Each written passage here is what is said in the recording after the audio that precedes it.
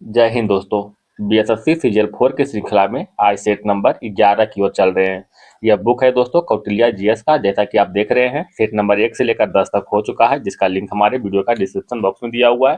Question का level बहुत ही अच्छा है दोस्तों, क्वेश्चन आने लगे एग्जाम में है, तो आप एक बार जो है जिसको जरूर देखिएगा। और इसका फुल सेट का पीडीएफ के लिए दोस्तों हमारे टेलीग्राम चैनल एबीसी विश्व के साथ जरूर ज्वाइन कीजिएगा। और वीडियो पसंद आए दोस्तों तो आपसे एक निवेदन है कि वीडियो को एक लाइक जरूर कीजिएगा दोस्तों। आपका एक लाइक हमारे लिए मोटिवेशन की तरह है, तो प्लीज एक लाइक जरूर कीजिएगा। तो आइए दोस्तों हम लोग चलते हैं सेट नंबर 11 की ओर। मेरे साथ बने रहिएगा दोस्तों। क्वेश्चन नंबर 1, भारतीय संविधान के किस संशोधन अधिनियम के तहत वस्तु एवं सेवा कर लागू किया गया है? राइट आंसर होगा 101 में संविधान संशोधन। जीएसटी की बात करते हैं दोस्तों तो इसका फुल फॉर्म गुड्स एवं सर्विस टैक्स है। गुड्स एंड सर्विस टैक्स यह एक अप्रत्यक्ष कर है। यह क्या है दोस्तों? एक अप्रत्यक्ष कर के रूप में है। जीएसटी की बात कर रहे हैं दोस्तों तो जीएसटी को लागू जो है 1 जुलाई 2017 को लागू किया गया था। जीएसटी परिषद का उल्लेख जो है अनुच्छेद 279 का ए में है। जीएसटी परिषद का उल्लेख अनुच्छेद 279 का ए में है। यह कनाडा के मॉडल पर आधारित है। याद रखिएगा, कनाडा के मॉडल पर आधारित है। जीएसटी लागू करने वाला विश्व का प्रथम देश की बात करते हैं तो फ्रांस है। ठीक है, जीएसटी लागू करने वाला विश्व का प्रथम देश फ्रांस बना है, जो कि 1954 में जीएसटी को लागू किया था। भारत में जीएसटी की सिफारिश जो है विजय केलकर समिति के द्वारा किया गया था। विजय केलकर समिति के द्वारा जो है जीएसटी के सिफारिश किया गया था। जीएसटी का जो दर है दोस्तों पहले था 5%, 12%, 18% और 28%। ये 4 तरह के जो है दर लगाया गया था, लेकिन वर्तमान में इसको संशोधित करके जो है 0% कर दिया गया है। 0%, 5%, 18% और 40%। ठीक है, 0%, 5%, 18% और 40% जो है जीएसटी का वर्तमान में दर है। आपको मन में आ रहा होगा दोस्तों कि कौन सा वस्तु है जिसमें 40% जीएसटी लगता है। तो वैसे वस्तु जो विलासिता हो, ठीक है, विलासिता वस्तु में और शराब वगैरह में जो, ठीक है, तो ये सभी जो है मतलब 40% जीएसटी लगाया गया है। क्वेश्चन नंबर 2, निम्न में से कौन सा गर्म जल धारा है? राइट आंसर होगा अल नीनो। अल नीनो क्या है दोस्तों? एक गर्म जल धारा है जो पूर्वी प्रशांत महासागर में पेरू तट पर प्रकट होता है। कुछ गर्म जल धारा के नाम देखते हैं दोस्तों। गर्म जल धारा के कौन कौन है? जैसे में हम कह सकते हैं गल्फ स्ट्रीम, ठीक है, क्यूरोसिबो और क्या है दोस्तों? अंगुलहास, गल्फ स्ट्रीम, क्यूरोसिबो, अंगुलहास, ये सभी जो है गर्म जलधारा का एग्जाम्पल है। ठीक है, अगर हम ठंडी जलधारा की बात करते हैं दोस्तों तो ठंडी जलधारा में हो जाएगा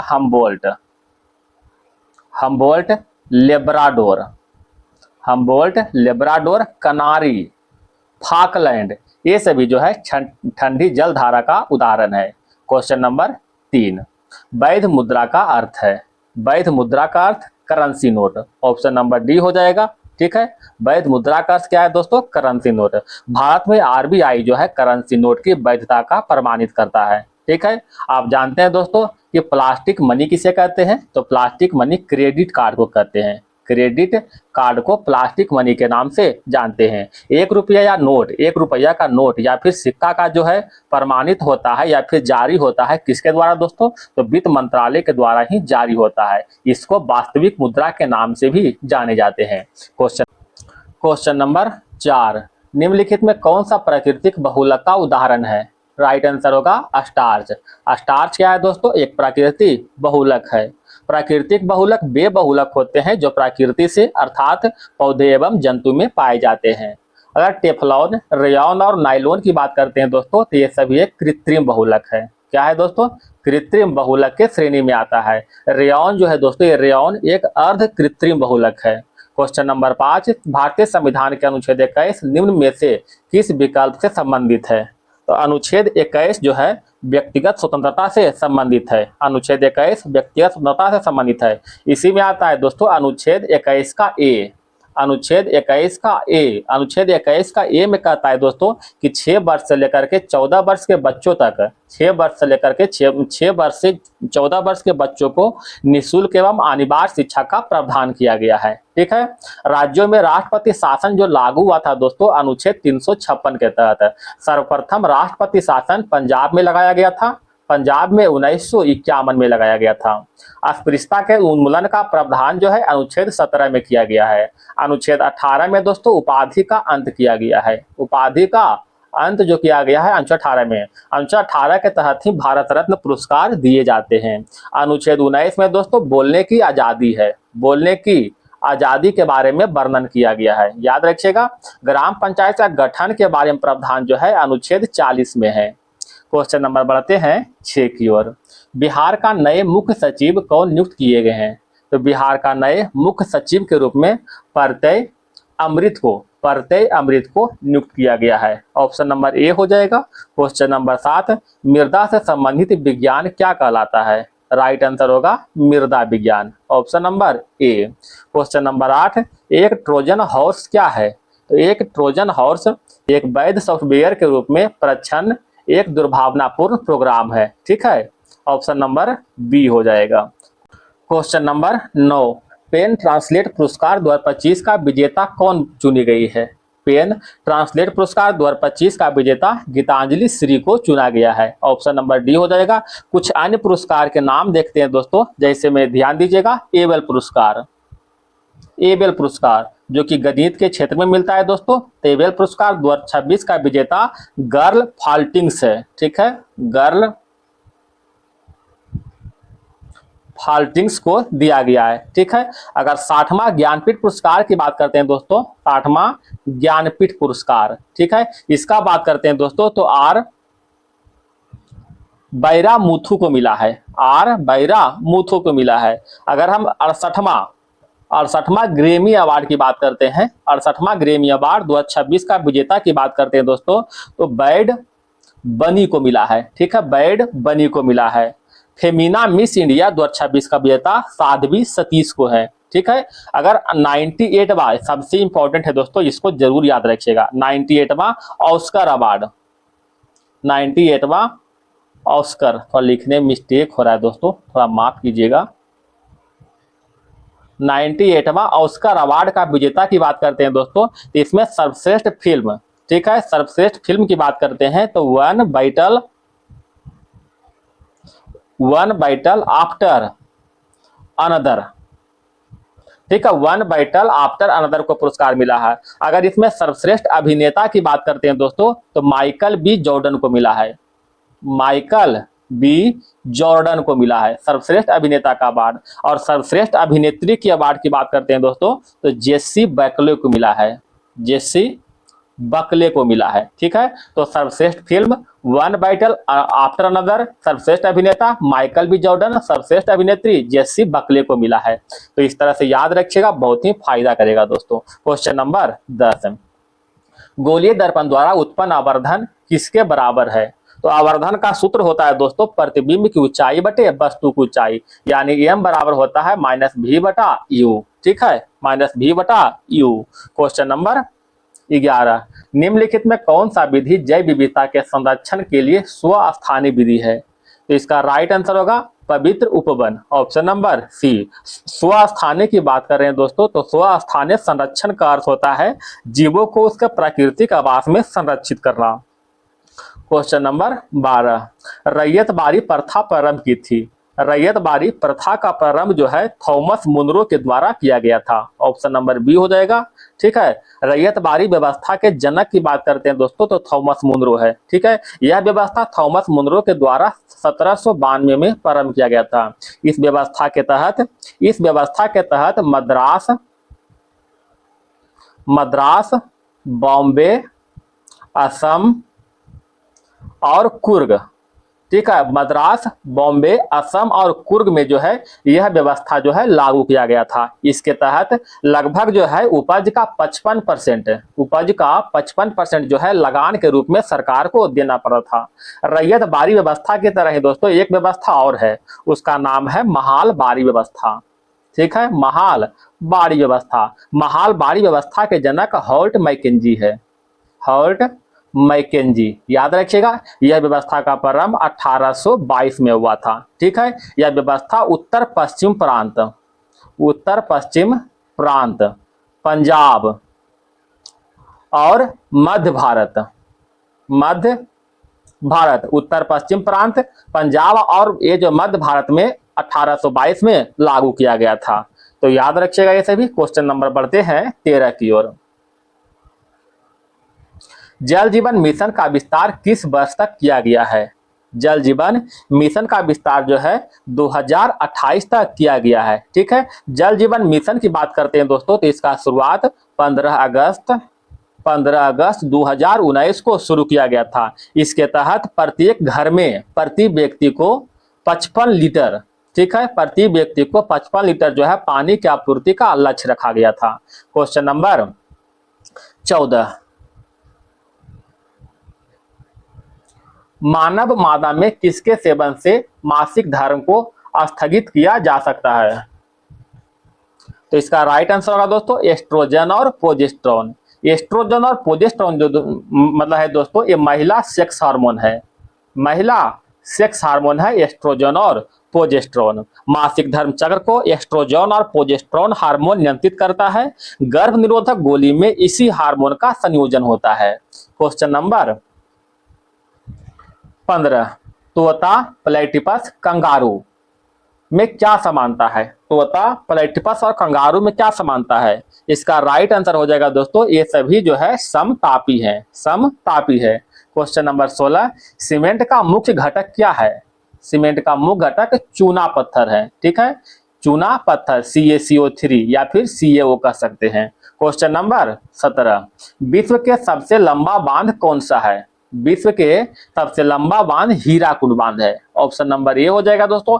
हम लोग हीराकुंड बांध की बात करते हैं दोस्तों, तो यह विश्व के सबसे लंबा बांध है, जिसकी लंबाई जो है लगभग 4800 मीटर है, 4800 मीटर है। यह बांध उड़ीसा में महानदी पर बनाया गया है, उड़ीसा में महानदी पर जो है बनाया गया है। ठीक है, अगर टिहरी बांध की बात करते हैं दोस्तों, तो यह उत्तराखंड में स्थित है, उत्तराखंड में भागीरथी नदी पर बनाया गया है, भागीरथी नदी पर बनाया गया है। यह बांध जो है, यह बांध भारत के सबसे ऊंचा बांध है, जिसकी ऊंचाई की बात करते हैं दोस्तों, तो 260.5 मीटर जो है इसका ऊंचाई है। तो क्वेश्चन पूछेगा दोस्तों कि भारत के सबसे ऊंचा बांध कौन सा है? तो टिहरी बांध है। अगर हम नागार्जुन बांध की बात करते हैं दोस्तों, तो नागार्जुन बांध जो है कृष्णा नदी पर बनाया गया है। ठीक है, कृष्णा नदी पर बनाया गया है। भाखड़ा नंगल बांध की बात करें दोस्तों, तो यह पंजाब में सतलज नदी पर बनाया गया है। ठीक है, पंजाब में सतलज नदी पर। यह बांध जो है भारत का सबसे ऊंचा गुरुत्वीय बांध है। याद रखिएगा दोस्तों, भारत के सबसे ऊंचा बांध टिहरी बांध हो गया। अब भारत के सबसे ऊंचा गुरुत्वीय बांध की बात कर देंगे तो क्या हो जाएगा? भाखड़ा नांगल बांध है।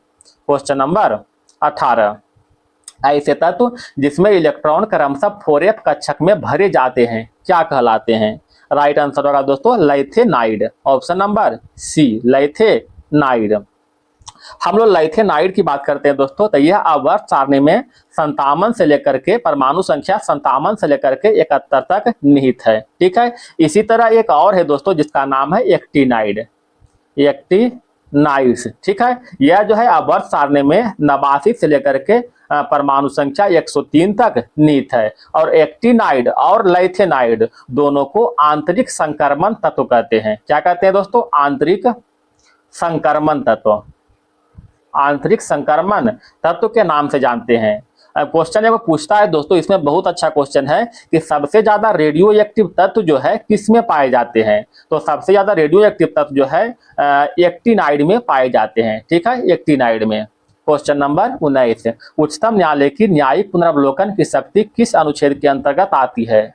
तो इसका राइट आंसर होगा दोस्तों अनुच्छेद 137 के अंतर्गत, अनुच्छेद 137 के अंतर्गत। न्यायिक पुनर्वलोकन की बात कर रहे हैं दोस्तों, तो यह जो है USA के संविधान से लिया गया है। क्वेश्चन नंबर 20, एक परिघटना जिसमें अंडाशय बिना निषेचन के फल में परिवर्तित हो जाता है क्या कहलाता है? तो तो उसे अनिषेचक फल कहते हैं। ऑप्शन नंबर ए हो जाएगा। ठीक है, अनिषेचक फल। अनिषेचक फल बिना निषेचन के बीज रहित फलों का निर्माण की एक प्रक्रिया है। अनिषेचक फल के कुछ एग्जाम्पल देखते हैं दोस्तों, तो जैसे में हो जाएगा केला, इसमें तो कोई बीज नहीं होता है दोस्तों। अंगूर, ठीक है, अनानास, ठीक है, ये सभी जो है अनिषेचक फलन का उदाहरण है। क्वेश्चन नंबर बढ़ते हैं 21। अश्मयक किस दवा से प्राप्त होता है? अश्मयक किस दवा से प्राप्त होता है बताइएगा। इसका राइट आंसर हो जाएगा दोस्तों पाइपेबर सोमनीफेरम की लेटेक्स से। पाइपेबर सोमनीफेरम के लेटेक्स से। Question number 22। दिल्ली में किस सुल्तान ने स्वयं को नियाबत खुदाई कहा था बताइएगा दोस्तों। तो इसका राइट आंसर होगा बलबन ने कहा था। हम लोग बलबन की बात करते हैं दोस्तों, तो इन्होंने अपने आप को ईश्वर के प्रतिनिधि मानते थे। ईश्वर का प्रतिनिधि या फिर ईश्वर की प्रति छाया जो है अपने आप को मानते थे। इसके शासनकाल में बहुत सारे कार्य हुए दोस्तों, जैसे में राजत्व के सिद्धांत का प्रतिपादन किया। राजत्व का सिद्धांत जो है बलबन के द्वारा ही दिया गया था। दैवी उत्पत्ति का सिद्धांत भी बलबन के द्वारा ही दिया गया था। बलबन ने रक्त और लव नीति का भी प्रतिपादन किया था। ठीक है। Question number 23। 1905 में बंगाल विभाजन के समय वायसराय कौन था? राइट आंसर होगा लॉर्ड कर्जन। हम लोग लॉर्ड कर्जन की बात कर रहे हैं दोस्तों, तो इसका शासनकाल 1899 से लेकर के 1905 तक था। बंगाल विभाजन की घोषणा जो है 19 जुलाई 1905 को हुआ था। तब बंगाल विभाजन जो लागू पूर्णतः हो गया था 16 अक्टूबर 1905 को लॉर्ड कर्जन के शासनकाल में। तब बंगाल विभाजन रद्द भी हुआ था दोस्तों, तो रद्द हुआ था 1911 में लॉर्ड हार्डिंग के शासनकाल में। लॉर्ड हार्डिंग की बात कर रहे हैं दोस्तों, तो इसका शासनकाल 1910 से लेकर के 1916 तक था। ठीक है, 1910 से लेकर के 1916 तक था। लॉर्ड हार्डिंग की बात कर रहे हैं दोस्तों, तो इन्होंने जो है भारत की राजधानी कलकत्ता से दिल्ली स्थानांतरित किया था। ठीक है। लॉर्ड डफरिन की बात कर रहे हैं दोस्तों, लॉर्ड डफरिन के, तो इसका शासनकाल 1884 से लेकर के 1888 तक था। इन्हीं के शासनकाल में भारतीय राष्ट्रीय कांग्रेस की स्थापना हुआ था। भारतीय राष्ट्रीय कांग्रेस की स्थापना जो है लॉर्ड डफरिन के शासनकाल में, जो कि 1885 में हुआ था। लॉर्ड मिंटो की बात कर रहे हैं दोस्तों, तो इसका शासनकाल 1807 से लेकर के 1813 तक था। इसके शासनकाल में अमृतसर की संधि जो कि 1809 में हुआ था। Question number 24। किस देश में आयोजित G7 शिखर सम्मेलन 2025 में अतिथि देश के रूप में भारतीय प्रधानमंत्री ने भाग लिया था बताइएगा। तो इसका राइट आंसर होगा Canada. Option number B. G7 की बात कर रहे हैं हम लोग दोस्तों, G7 को, तो G7 की स्थापना जो है 1975 में हुआ था। G7 में टोटल 7 सदस्य है दोस्तों, टोटल 7 सदस्य है। इसमें भारत शामिल नहीं है, याद रखिएगा। G7 का सदस्य भारत नहीं है। तो इसमें कौन कौन सा देश है दोस्तों? पहला हो जाएगा कनाडा, इटली, जापान, ठीक है, यूके, USA, जर्मनी और एक बचेगा दोस्तों फ्रांस। ये टोटल जो है 7 सदस्य जो है G7 में है। ठीक है। G7 का जो है 2026 में सम्मेलन जो है फ्रांस में आयोजित होगा। ठीक है, फ्रांस में। Question number 25। अमरकंटक पहाड़ी से कौन सा नदी निकलती है? अमरकंटक की पहाड़ी से सोन और नर्मदा नदी निकलता है। ऑप्शन नंबर सी हो जाएगा दोस्तों। अमरकंटक की पहाड़ी के उत्तर से सोन और पश्चिम से नर्मदा नदी निकलता है। Question number 26। वायुमंडलीय प्रदूषण सूचक के रूप में निम्न में से किसका उपयोग किया जाता है?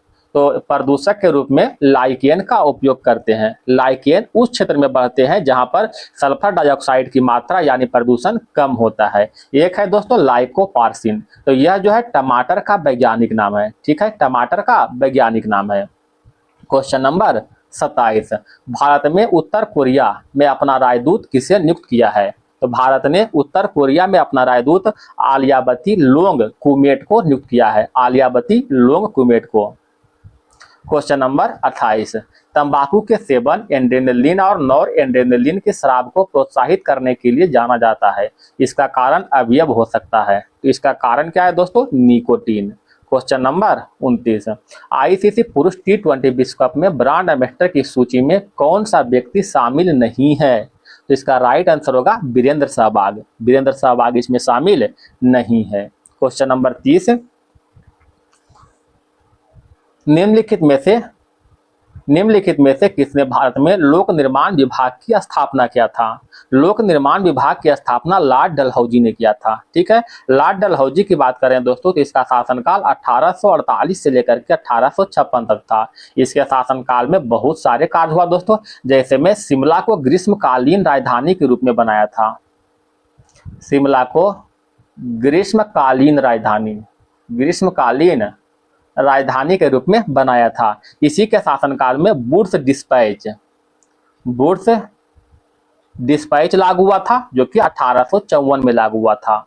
ठीक है, डाक निर्माण विभाग की स्थापना हुआ था। डाक विभाग की स्थापना 1854 में हुआ था। ठीक है, भारत में सर्वप्रथम रेलगाड़ी चलाया गया था। 1853 में बंबई से लेकर के थाने के बीच। ठीक है, इसी के शासनकाल में जो है व्यापकगत सिद्धांत लागू हुआ था दोस्तों। इसके तहत सतारा, झांसी और नागपुर को ब्रिटिश साम्राज्य में विलय कर दिया गया था। तो ये सभी कार्य जो है लॉर्ड डलहौजी के शासनकाल में हुआ था। क्वेश्चन नंबर 31, रमौसी विद्रोह का नेतृत्व किया। रमौसी विद्रोह का नेतृत्व चीतर सिंह के द्वारा हुआ था। ठीक है, यह विद्रोह जो है 1822 से लेकर के 1829 तक चला था। क्वेश्चन नंबर 32, निम्नलिखित में से कौन सा विकार पाचन तंत्र से संबंधित नहीं है? तो इसका राइट आंसर होगा टिटेनस। टिटेनस जो होता है दोस्तों कोलास्ट्रिडियम टिटेनी नामक जीवाणु से होता है। क्वेश्चन नंबर 33, प्रोटोप्लास्ट को अलग करने के लिए किसकी आवश्यकता है? तो प्रोटोप्लास्ट को अलग करने के लिए जो है पैक्टिनेज और सेल्यूलोज दोनों की आवश्यकता है। पैक्टिनेज और सेल्यूलोज पादप कोशिकाओं की भित्ति का मुख्य घटक है। पैक्टिन की बात करते हैं दोस्तों तो यह एक जटिल पॉलीसेकेराइड है। ठीक है, और अगर हम सेल्यूलोज की बात करते हैं दोस्तों तो प्राकृतिक में सर्वाधिक मात्रा में पाया जाने वाला एक कार्बनिक यौगिक है। ठीक है, सेल्यूलोज का सूत्र क्या होता है दोस्तों? तो इसका सूत्र होता है रासायनिक सूत्र C6H10O5 इंटू N। ठीक है, ये जो है सेल्यूलोज का रासायनिक सूत्र हो गया। क्वेश्चन नंबर 34, निम्नलिखित में कौन सी भौतिक राशि अदिश है? ठीक है, तो धारा जो है एक अदिश राशि है। धारा के साथ साथ ताप हो जाएगा, यानी तापमान, दाब, समय, ऊर्जा, ये सभी जो है अदिश राशि का एग्जाम्पल है। क्वेश्चन नंबर 35, पंडित राजीव तारानाथ हाल ही में निधन हो गया। वे किस वाद्य यंत्र से संबंधित रहे हैं? तो पंडित तारानाथ का संबंध सरोद वादक से है। ऑप्शन नंबर सी हो जाएगा। अच्छा, हम संतूर वादक के नाम देखते हैं दोस्तों, जैसे में भजन सोपारी। और कौन है दोस्तों? शिव कुमार शर्मा। ये दोनों का संबंध जो है संतूर वादक से। अगर हम सितार वादक के कुछ नाम देख लेते हैं दोस्तों, तो जैसे में क्या हो जाएगा? पंडित रविशंकर, यह एक फेमस सितार वादक है दोस्तों। निखिल बनर्जी, ठीक है, निखिल बनर्जी। और एक है दोस्तों अनुष्का शंकर। ये सभी का संबंध जो है सितार वादक से। अगर हम सरंगी वादक के नाम देखते हैं दोस्तों, जैसे में पंडित राम नारायण, ये जो है फिर रमेश मिश्रा, इन दोनों का संबंध जो है सरंगी वादक से है। क्वेश्चन नंबर 36, भारतीय संविधान का कौन सा अनुच्छेद संवैधानिक विवाद में सर्वोच्च न्यायालय के अपीलीय क्षेत्राधिकार से संबंधित है? तो इसका राइट आंसर होगा अनुच्छेद 134A को मिलाकर अनुच्छेद 133 को पढ़ना। ऑप्शन नंबर सी हो जाएगा। क्वेश्चन नंबर 37, सूक्ष्म प्रवर्धन है। सूक्ष्म प्रवर्धन क्या है दोस्तों? तो विट्रो में पौधे का प्रवर्धन। क्वेश्चन नंबर 38, बालाघाट खानों में निम्नलिखित में से किस खनिज की खनन किया जाता है? तो बालाघाट खानों में से मैग्नीज का खनन होता है। ऑप्शन नंबर ए हो जाएगा दोस्तों, मैग्नीज का। अगर हम कॉपर यानी तांबा की बात करते हैं दोस्तों, तो आप जानते हैं मलाज खंड। ठीक है, मलाज खंड जो है तांबे की खान के लिए प्रसिद्ध है। ठीक है, एक है दोस्तों खेजड़ी भी है, तांबे की खान के लिए प्रसिद्ध है। राजस्थान का जावर खान जो है सीसा और जस्ते के लिए प्रसिद्ध है। कौन सा है दोस्तों? जावरा खान सीसा और जास्ता के लिए प्रसिद्ध है। क्वेश्चन नंबर 39, धन विधेयक का उल्लेख संविधान के किस अनुच्छेद में है? तो धन विधेयक का उल्लेख जो है संविधान के अनुच्छेद 110 में किया गया है। अनुच्छेद 110 में धन विधेयक है दोस्तों। अगर हम अनुच्छेद 109 की बात करते हैं दोस्तों, तो ये धन विधेयक के संबंध में विशेष प्रक्रिया का उल्लेख है, विशेष प्रक्रिया का उल्लेख किया गया है। अनुच्छेद 112 की बात करते हैं दोस्तों, तो वार्षिक वित्तीय विवरण का जो है उल्लेख किया गया है। अनुच्छेद 108 की बात करते हैं दोस्तों, तो संसद का संयुक्त अधिवेशन का प्रावधान किया गया है। क्वेश्चन नंबर 40, बिहार में कितने प्रतिशत भौगोलिक क्षेत्र में वन का फैलाव है? तो बिहार में लगभग 8% जो क्षेत्र में भौगोलिक क्षेत्र का मतलब कि वन क्षेत्र का फैलाव है।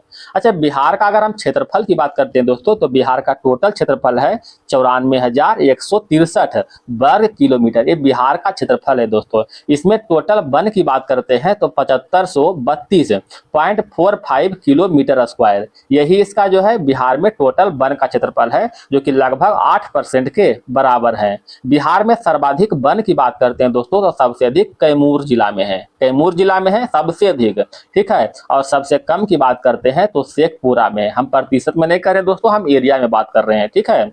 तो शेखपुरा में जो है सबसे कम है। तो सबसे अधिक वन जो है कैमूर जिला में, और सबसे कम वन जो है क्षेत्रफल के हिसाब से शेखपुरा जिला में है। क्वेश्चन नंबर बढ़ते हैं 41 की ओर। हाल ही में सिंगदूर पुल का उद्घाटन किस राज्य में हुआ? तो सिंगदूर पुल का उद्घाटन कर्नाटक में हुआ। ऑप्शन नंबर बी हो जाएगा। हम सिंगदूर पुल की बात कर रहे हैं दोस्तों, तो यह भारत का दूसरा सबसे लंबा केबल स्टे ब्रिज है। क्या है दोस्तों? भारत के दूसरा सबसे लंबा केबल स्टेट ब्रिज है। इसकी अगर लंबाई की बात करते हैं तो 2.44 किलोमीटर इसका लंबाई है तथा इसका चौड़ाई 16 मीटर है।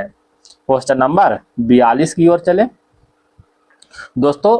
आपसे एक निवेदन है दोस्तों कि वीडियो को एक लाइक जरूर कीजिएगा, इतना मेहनत करते हैं दोस्तों आपके लिए, ठीक है। तो एक लाइक तो करके थोड़ा सा मोटिवेट हमें भी करें दोस्तों। क्वेश्चन नंबर 42, डीएनए और आरएनए में 4 क्षार होते हैं, निम्नलिखित में से कौन सा क्षार आरएनए में उपस्थित नहीं होता है? ठीक है, तो इसका राइट आंसर होगा दोस्तों थाइमिन जो है आरएनए में उपस्थित नहीं होता है। हम लोग आरएनए की बात करते हैं दोस्तों, तो आरएनए में 4 क्षार होते हैं। ये 4 क्षार कौन कौन होते हैं दोस्तों? तो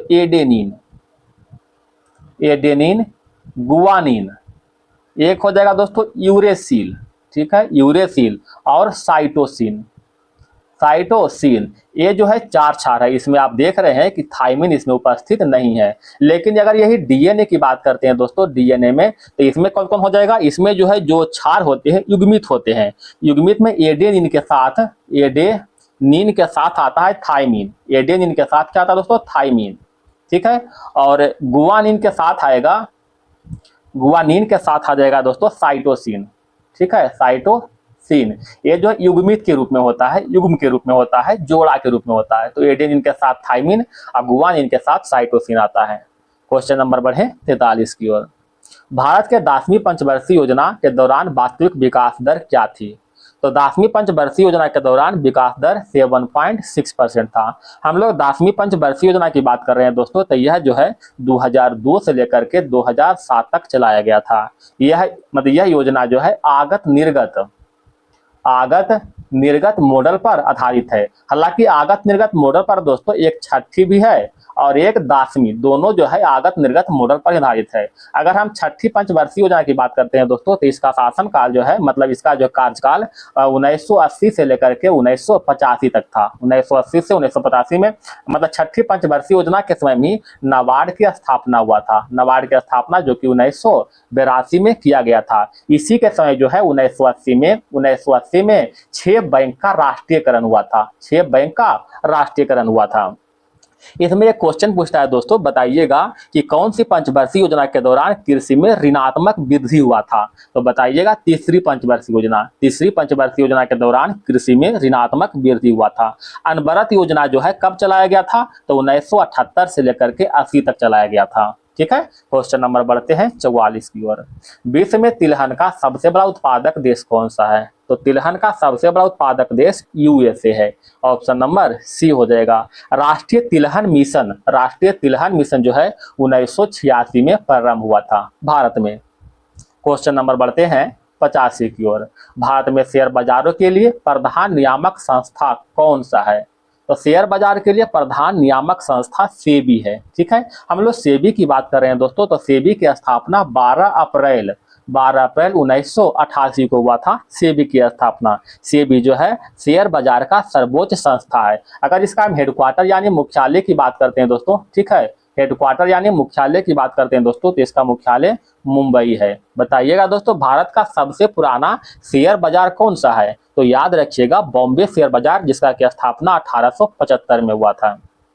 क्वेश्चन नंबर 46, स्वतंत्र भारत में पहले आम चुनाव कब आयोजित किए गए थे? स्वतंत्र भारत में पहले आम चुनाव जो है 1951 से 52 में आयोजित किए गए थे। ऑप्शन नंबर ए हो जाएगा। क्वेश्चन नंबर 47, ब्यूटेन को दो समावयवी कौन से है? ब्यूटेन के दो समावयवी कौन सा है? तो एन ब्यूटेना और आइसोब्यूटेन। ऑप्शन नंबर बी हो जाएगा। क्वेश्चन नंबर 48, चूड़ामन राय किस विद्रोह से संबंधित है? चूड़ामन राय जो है चेरो विद्रोह से संबंधित है। ठीक है, चेरो विद्रोह की बात कर रहे हैं दोस्तों। तो यह विद्रोह 1800 ईस्वी में भूषण सिंह के नेतृत्व में हुआ था। भूषण सिंह के नेतृत्व में जो है यह विद्रोह हुआ था, जिसका संबंध चूड़ामन राय से है। एक है दोस्तों चुआर विद्रोह। चुआर विद्रोह जो है 1766 से लेकर के 1816 तक चला था। 1766 से 1816 तक चला था। एक है दोस्तों कोल विद्रोह। कोल विद्रोह कब हुआ था दोस्तों, बताइएगा। तो कोल विद्रोह जो है 1831 से 32 में हुआ था, बुद्धो भगत के नेतृत्व में। बुद्धो भगत के नेतृत्व में। क्वेश्चन नंबर आगे बढ़े दोस्तों। क्वेश्चन नंबर 49, भारत सरकार द्वारा रा का नया प्रमुख किसे नियुक्त किया गया है? तो रा का नया प्रमुख पराग जैन को नियुक्त किया गया है। ऑप्शन नंबर ए हो जाएगा। क्वेश्चन नंबर 50, भारतीय रिजर्व बैंक की स्थापना कब हुआ था दोस्तों, बताइएगा। तो भारतीय रिजर्व बैंक की स्थापना 1 अप्रैल 1935 को हुआ था। हम लोग रिजर्व बैंक यानी आरबीआई की बात कर रहे हैं दोस्तों, आरबीआई का। ठीक है, तो आरबीआई की स्थापना जो है 1 अप्रैल 1935 को हुआ था। ठीक है, हिल्टन यंग कमीशन की सिफारिश पर, हिल्टन यंग कमीशन की सिफारिश पर 1949 में इसका राष्ट्रीयकरण हुआ था। राष्ट्रीयकरण जो है 1949 में हुआ था। और इसका प्रथम गवर्नर की बात करते हैं दोस्तों, प्रथम गवर्नर तो सर ओसबॉर्न स्मिथ थे। ठीक है, सर ओसबॉर्न स्मिथ थे। अगर प्रथम भारतीय गवर्नर की बात करेंगे तो भारतीय गवर्नर के रूप में सीडी देशमुख हो जाएगा, सीडी देशमुख। अगर इसका हम जो है हेडक्वार्टर की बात करते हैं, चाहे मुख्यालय की बात करते हैं, तो मुख्यालय कहाँ है दोस्तों, मुंबई जो है इसका मुख्यालय है, मुंबई। तो आशा करते हैं दोस्तों अच्छा लग रहा होगा सेशन। क्वेश्चन नंबर 51, भारतीय संविधान का कौन सा अनुच्छेद हिंदी को संघ की भाषा घोषित किया गया है? तो हिंदी को संघ की भाषा के रूप में घोषणा अनुच्छेद 343 के ए के तहत किया गया है। ठीक है, अनुच्छेद 343 के 1 के तहत। अनुच्छेद 343 के क में प्राथमिक स्तर पर मातृभाषा में शिक्षा देने से संबंधित है। अनुच्छेद 343 के 1 में चाहे क में प्राथमिक स्तर पर मातृभाषा में शिक्षा देने से संबंधित है। ठीक है, अगर अनुच्छेद 345 की बात करते हैं दोस्तों, अनुच्छेद 345 तो इसमें कहता है कि राज्य की राजकीय भाषा से संबंधित है। अगर हम अनुच्छेद 351 की बात करते हैं दोस्तों, तो इसमें क्या है, हिंदी भाषा का प्रोत्साहन के बारे में वर्णन किया है। हिंदी भाषा का प्रोत्साहन, इसके बारे में वर्णन किया गया है। क्वेश्चन नंबर 52, भारतीय प्रतिभूति विनिमय बाजार का मुख्यालय कहाँ है? मतलब सेबी। अभी बताएं दोस्तों, सेबी का मुख्यालय मुंबई स्थित है। सेबी की बात कर रहे हैं दोस्तों, तो इसका स्थापना जो है 12 अप्रैल 1988 को इसका स्थापना हुआ था, तथा 1992 में इसको वैधानिक दर्जा प्राप्त हुआ था। ठीक है, ये जो सेबी है दोस्तों, शेयर बाजार का सर्वोच्च संस्था है। ठीक है, शेयर बाजार का सर्वोच्च संस्था है। क्वेश्चन नंबर बढ़ते हैं 53 की ओर। एथीन, जिसे C2H4 कहते हैं, का अणु में कार्बन परमाणुओं के बीच किस प्रकार का संकरण बंधन होता है? तो राइट आंसर होगा sp2 संकरण, एक सिग्मा और एक पाई बंधन। Option number B. Question number 54 की ओर आते हैं दोस्तों। अभ्रक किस प्रकार के खनिज है? तो अभ्रक जो है एक अधात्विक खनिज है। ऑप्शन नंबर ए हो जाएगा। क्वेश्चन नंबर 55, सूचना का अधिकार अधिनियम कब पारित हुआ? बताइएगा दोस्तों। तो सूचना का अधिकार अधिनियम जो है 2005 में पारित हुआ है। क्वेश्चन नंबर 56, 1875 में स्वामी दयानंद सरस्वती ने निम्नलिखित में किस सामाजिक संगठन की स्थापना किया था? तो 1875 में जो है आर्य समाज की स्थापना हुआ था। आर्य समाज की स्थापना 1875 में दयानंद सरस्वती के द्वारा जो है बॉम्बे में इसका स्थापना हुआ था। ठीक है, बॉम्बे में, याद रखिएगा। अगर हम ब्रह्मा समाज की बात करते हैं दोस्तों, तो ब्रह्मा समाज की स्थापना राजा राम मोहन राय के द्वारा, राजा राम मोहन राय के द्वारा जो है कलकत्ता में, ठीक है, कलकत्ता में 1828 में स्थापना हुआ था। ठीक है, ब्रह्मा समाज की स्थापना 1828 में कलकत्ता में हुआ था, राजा राम मोहन राय के द्वारा हुआ था। अगर हम प्रार्थना समाज की बात करते हैं दोस्तों, तो प्रार्थना समाज की स्थापना 1867 में हुआ था। कहाँ हुआ था दोस्तों? महाराष्ट्र में। महाराष्ट्र में इसका स्थापना हुआ था। किसके द्वारा हुआ था? तो आत्माराम पांडुरंग के द्वारा हुआ था। क्वेश्चन नंबर 57, 1906 में अखिल भारतीय मुस्लिम लीग की स्थापना कहाँ हुई थी? तो इसका राइट आंसर होगा 1906 में हुआ था। कहाँ? ढाका में हुआ था। Option number C. Muslim League की स्थापना जो है आगा खां और सलीमुल्लाह खां के द्वारा, सलीमुल्लाह खां के द्वारा जो है इसका स्थापना हुआ था तथा 1907 में जो है इसका वार्षिक अधिवेशन कराची में हुआ था। ठीक है, कराची में इसका वार्षिक अधिवेशन हुआ था। क्वेश्चन नंबर 58, पौधे की पत्तियों के किनारों से बूंदों के रूप में जल का स्राव विशेष रूप से उच्च सांद्रता के दौरान क्या कहलाता है? इसका राइट आंसर होगा बिंदु स्राव। Option number B. Question number 59, भारत में स्थित सक्रिय ज्वालामुखी का नाम क्या है? तो सक्रिय ज्वालामुखी का नाम बैरन है। ठीक है, बैरन कहाँ स्थित है दोस्तों? तो अंडमान और निकोबार में स्थित है। सॉरी दोस्तों, अंडमान और निकोबार में है, निकोबार में स्थित है। तो अंडमान और निकोबार में दो ज्वालामुखी दोस्तों, एक बैरन है, तो ये है दोस्तों सक्रिय ज्वालामुखी है। ठीक है, सक्रिय ज्वालामुखी है। एक और है दोस्तों नरकोंडम। ठीक है, नरकोंडम, तो नरकोंडम जो है एक प्रसुप्त ज्वालामुखी है। ठीक है, प्रसुप्त ज्वालामुखी। तो ये दोनों जो है, एक बैरम और नरकोंडम, दोनों कहाँ है? अंडमान निकोबार में है। क्वेश्चन नंबर 60, भारत में वैदिक काल की अवधि मानी जाती है। तो वैदिक काल की अवधि जो है 1500 से 600 ईस्वी पूर्व मानी जाती है। अच्छा, वैदिक काल को दो भाग में बांटा गया है दोस्तों। एक तो हो जाएगा ऋग वैदिक काल, सॉरी दोस्तों लिखने में मिस्टेक करते हैं, माफ कीजिएगा, ऋग वैदिक काल। एक और है दोस्तों उत्तर वैदिक काल। ठीक है, उत्तर वैदिक काल, ये दो है। ठीक है, ऋग वैदिक काल का जो है, मतलब ऋग वैदिक काल का अवधि 1500 से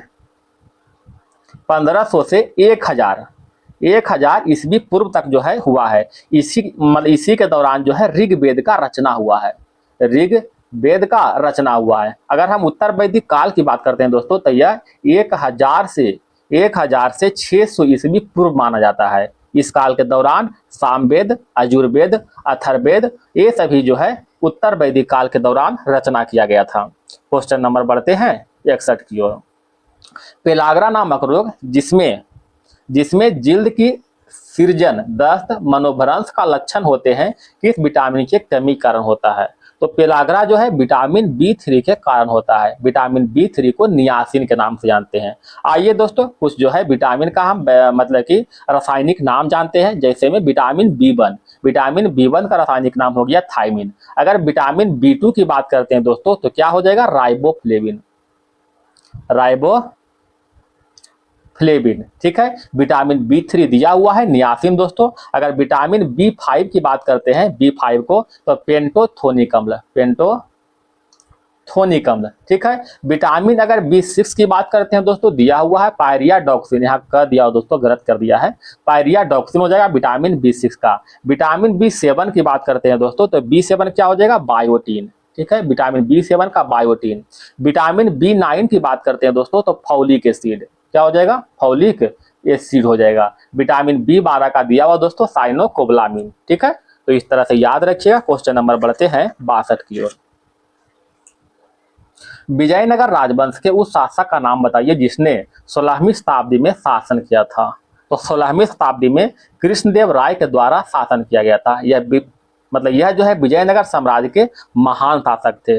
हम लोग कृष्णदेव राय की बात कर रहे हैं दोस्तों, तो इनका संबंध तुलुब वंश से है।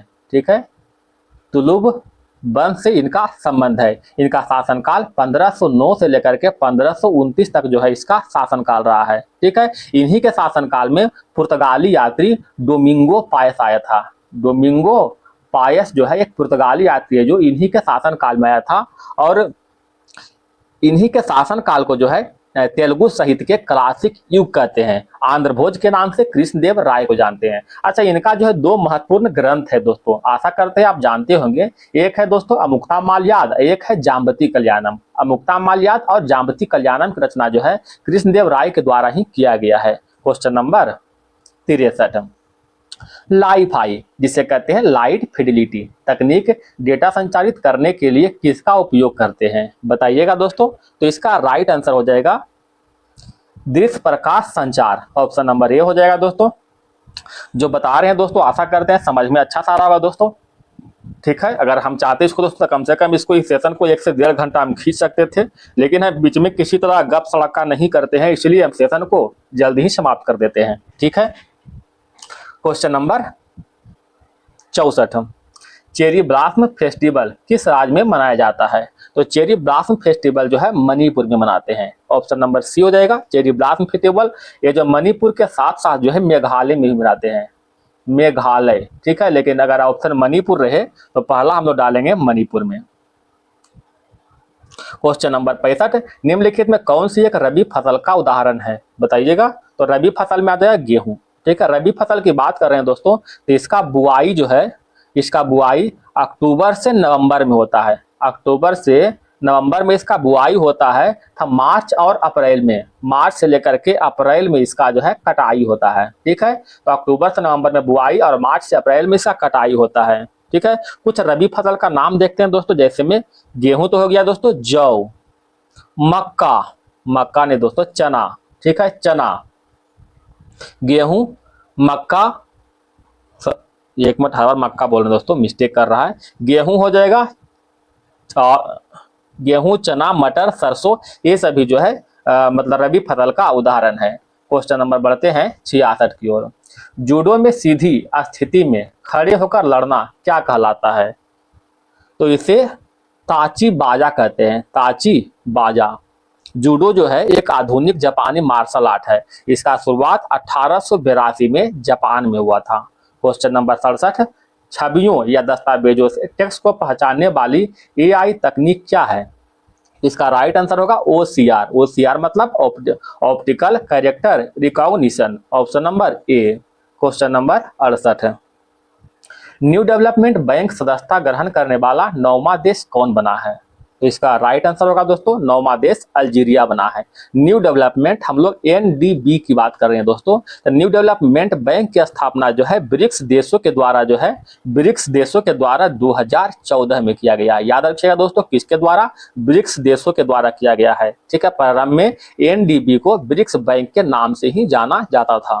क्वेश्चन नंबर 69, राष्ट्रीय सिविल सेवा दिवस कब मनाते हैं। तो राष्ट्रीय सिविल सेवा दिवस 21 अप्रैल को मनाया जाता है। ठीक है, राष्ट्रीय सिविल सेवा दिवस 21 अप्रैल को मनाते हैं। कुछ दिवस देखते हैं दोस्तों, जैसे में विश्व स्वास्थ्य दिवस, विश्व स्वास्थ्य दिवस 7 अप्रैल को मनाते हैं। ठीक है, 7 अप्रैल को।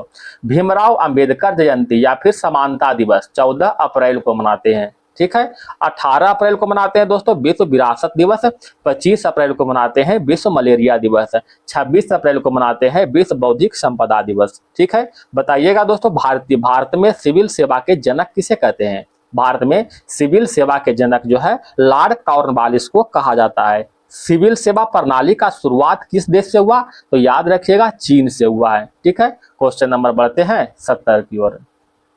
बांग्लादेश में प्रवेश करने के बाद कौन सा नदी के निचले मार्ग जमुना नदी के रूप में जाना जाता है। तो इसका राइट आंसर होगा ब्रह्मपुत्र नदी। ठीक है, ब्रह्मपुत्र नदी। ब्रह्मपुत्र नदी को तिब्बत में, ब्रह्मपुत्र नदी को तिब्बत में जो है सांगपो के नाम से जानते हैं। ठीक है, ब्रह्मपुत्र नदी के तिब्बत में सांगपो के नाम से, तथा इसको अरुणाचल प्रदेश में जो है, अरुणाचल प्रदेश में इसको जो है दिहांग के नाम से जानते हैं। ठीक है, अरुणाचल प्रदेश में दिहांग के नाम से। क्वेश्चन नंबर बढ़ते हैं 71 की ओर। भारतीय संविधान का कौन सा अनुच्छेद उच्च न्यायालयों के न्यायाधीश द्वारा शपथ या प्रतिज्ञान से संबंधित है। तो इसका राइट आंसर होगा दोस्तों अनुच्छेद 219। ठीक है, अनुच्छेद 219। क्वेश्चन नंबर 72, अजमेर शरीफ निम्नलिखित में किस सूफी संत की दरगाह है? तो अजमेर शरीफ जो है, अजमेर शरीफ ख्वाजा मोइनुद्दीन चिश्ती का दरगाह है। ठीक है, और ख्वाजा मोइनुद्दीन चिश्ती की बात करते हैं दोस्तों, तो यह मोहम्मद गोरी के साथ आया था, मोहम्मद गोरी के साथ भारत आया था। इन्होंने जो है चिश्ती परंपरा की नींव रखी थी। क्वेश्चन नंबर 73, बफर बिलियन किससे बना होता है? बफर बिलियन जो है एक दुर्बलम और उसके संयुग्मी क्षार से बना होता है। क्वेश्चन नंबर 74, सिंधु नदी घाटी के समय शिल्प निर्माण के लिए सीप कहाँ से प्राप्त किए जाते थे? तो सीप जो है नागेश्वर से प्राप्त किए जाते थे। ठीक है, नागेश्वर से। क्वेश्चन नंबर लास्ट है दोस्तों इस सेट का। अब आगे आगे दोस्तों आप देख रहे हैं कि मैथ आ चुका है, जैसा कि आप देख रहे हैं। ठीक है, तो लास्ट क्वेश्चन, निम्नलिखित में कौन सा स्थल भारत में तांबे की खानों के लिए प्रसिद्ध है? आप जानते हैं दोस्तों खेतड़ी, खेतड़ी जो है तांबे की खान के लिए, जो कि राजस्थान में है। ठीक है, राजस्थान में है। वीडियो पसंद आए दोस्तों तो आपसे एक निवेदन है कि वीडियो को एक लाइक जरूर कीजिएगा दोस्तों। आपके लिए इतना मेहनत करते हैं दोस्तों, तो एक लाइक तो बनता है। ठीक है, और किसी भी तरह क्यूरी हो दोस्तों तो कमेंट बॉक्स में कम से कम एक कमेंट प्यारा सा जरूर कीजिएगा दोस्तों। आपका कमेंट का हमें इंतजार रहता है। धन्यवाद दोस्तों, आपका दिन शुभ हो।